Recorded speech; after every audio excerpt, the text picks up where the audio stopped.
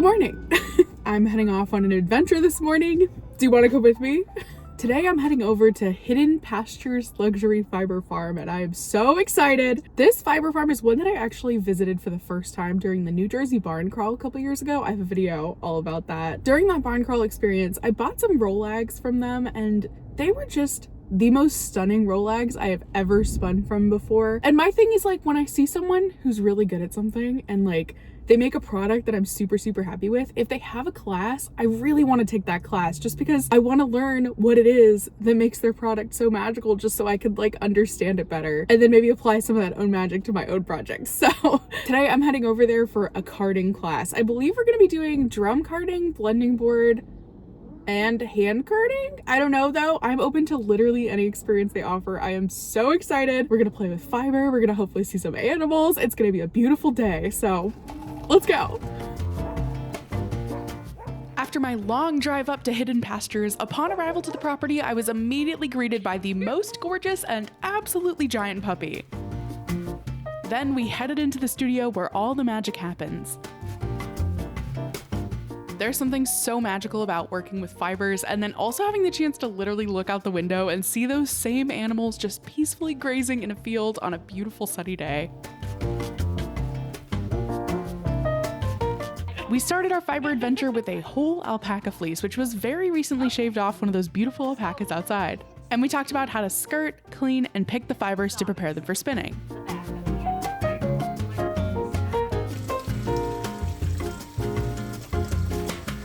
I don't think there's anything better than sitting outside on a cozy patio and hand-picking fibers with the company of two Angora buddies.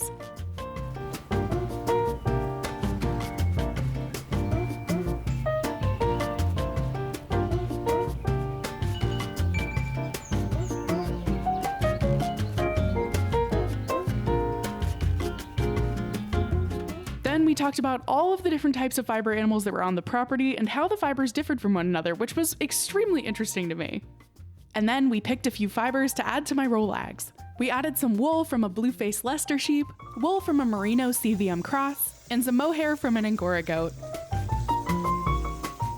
After cleaning all of the fibers, we then gave them some color. You guys know that I absolutely love dyeing, but I had no idea that we'd actually be dyeing fibers today, so this was such an amazing surprise. Also, having the chance to see how other people dye things is always such a joy, because I've come to realize that no two dyers are ever alike, because we all have to come up with methods that work best for us, our spaces, and our creative processes. This method of dyeing was just so cool. We used a crock pot to heat up the fibers and then directly applied the acid dye powders using chopsticks, which was such an amazing idea. And here's the result from our first dye pot, some gorgeous pink and purple wool fibers.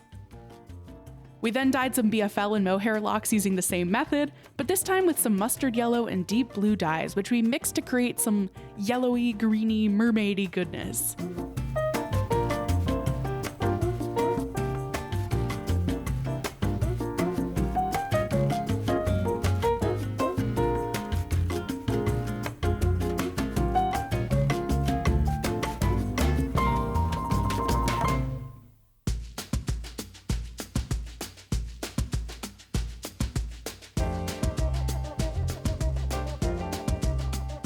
While we waited for these fibers to dry, I had the chance to tour the farm and to meet all of the animals that supplied these gorgeous fibers.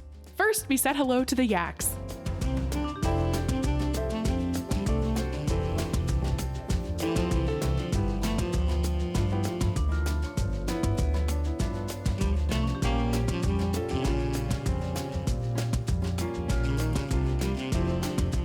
Then we visited the alpacas, which were very recently shorn.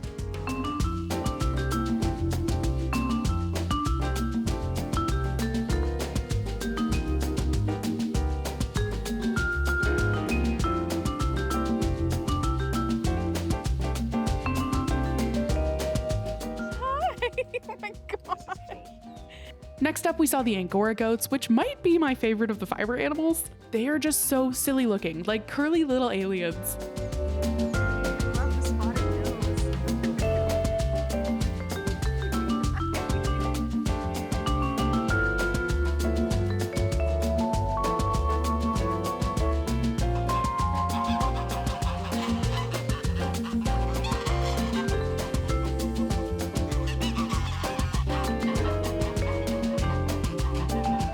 And then we visited the cashmere goats, and they had some alpaca friends with them too.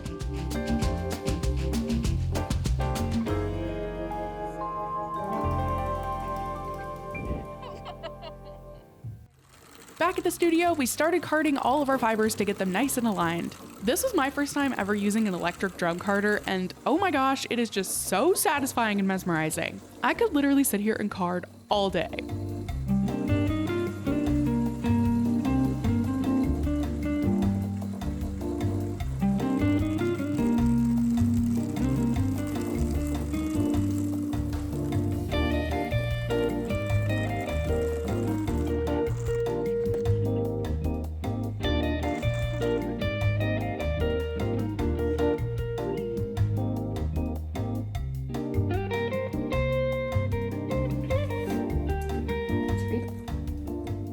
Once all the fiber was ready, I got to try my hand at using a blending board, which is a giant board lined with carding cloth that's used to make rolags.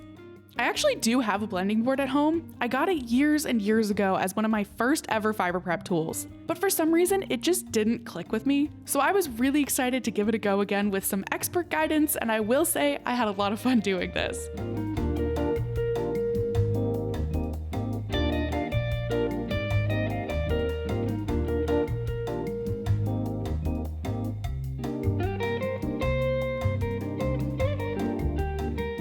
I ended the day with a huge bag of rolags, which were made from fibers grown here on the farm that we skirted, washed, picked, dyed, and carded together.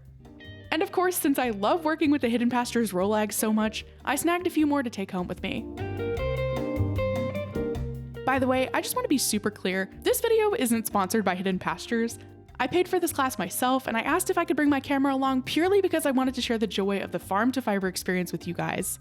These small local fiber farms are doing work that feels invaluable, especially right now when the world feels a little shaky and disconnected. They're preserving knowledge, caring for animals, and creating materials that carry so much story and meaning. Supporting businesses like this really matters to me, and I feel really lucky to be able to shine a light on them here on my channel. Having a farm like Hidden Pastures might be the big dream for me someday, but for now my rooftop garden is my tiny version of that. Instead of alpacas and rolling fields, I've got cotton, indigo, and peppers here in pots. But it still feels kind of magical in its own way. Hello, I've just been hanging out here on my roof. It's a beautiful sunny day, and I have my drop spindle and the rolags that we made earlier this week. I've been having so much fun spinning these up. I love the colors and the textures and the luxurious fibers, and I can't wait to see what this yarn turns into. Anyway, I thought it might be fun to do a little plant update just because it's been a little while and things have definitely grown quite a bit. So here's my little rooftop garden, and I'll take you up close to show you how each and every plant is doing. We'll start over here with my cotton plants. These are definitely the plants that are doing the least good. They're definitely scraggly and a bit crispy just from being out in the sun. They haven't really liked the heat all that much, but I'm hoping maybe they'll pull through and we can get some cotton out of them. Next to them, I had my tomato plant, which was doing really bad for a minute there, but has totally pulled through. It's now big and lush and green. And there are some signs of tomatoes slowly developing. I don't know if you can see those flowers right there. Next to that, I have my itty bitty strawberry plant. And this was the plant that I got at Home Depot from another strawberry plant. This was just like a runner hanging off of it that I just pinched off and put in my pocket. So it's not looking bad, but it's not looking good. So we'll see what happens there. Next to that, I have two madder plants, which seem to be doing okay. This one on the left is definitely doing better than the one on the right. I still have part of the plant buried just because someone told me that if you did that, it might create roots. And I'm hoping that this will root in multiple places so it'll like stay put and not get blown around by the wind, but we'll see. Next to that, I have my raspberry, my blueberry, and my lavender, and these are all looking really good. We're seeing some signs of potential berry growth here with the raspberries and here with the blueberries, which I'm very, very excited about. And then this is beautiful and bushy and fragrant. And I'm loving having these. Oh, and there's my little frog. Over here, I have my other madder plant. So in total, I have 3 amongst these 2 barrels. And just like the last one, I'm trying to encourage some root growth here. I don't really know if it's working though. Here I have purple jalapenos 1, 2, and 3 all the way over there, and they actually seem to be growing really nicely. They've got a lot of leaves. They're growing tall. They're holding up against the wind, and that makes me happy. And down here, I have a beautiful bird. Then I have my bed with my indigo plants, and these guys have actually grown a lot since you last saw them. They're no longer just like tiny little babies. They're like actual plants now, which is super cool. Then down here, these are the seedlings that have yet to find homes. So I have 2 cotton, a row of indigo, and then a row of the purple peppers. A couple of these have been claimed by friends. I just have to get them to them. And then the rest, I'm still trying to figure it out. There's a good chance I'm gonna keep these 2 cottons just in case some of my own over there in the bed don't pull through, but the rest are hopefully gonna find some good homes soon. So yeah, that is my little rooftop garden. Given that it's my first time ever, like literally ever, trying to garden, I'm really thrilled with how everything's going so far, and I'm excited to keep like updating you as the season progresses. The thought of potentially having fruits and dyes and cottons from this teeny little assortment of plants is so exciting to me, and I really hope we can get to that point. Anyway, that basically wraps up this video. Thank you so much for tagging along for this short and sweet summer adventure. If you like this video and you want to see some more of what I'm up to in the world of fiber and textiles, don't forget to hit that subscribe button, and hopefully I'll see you in my next video. Bye!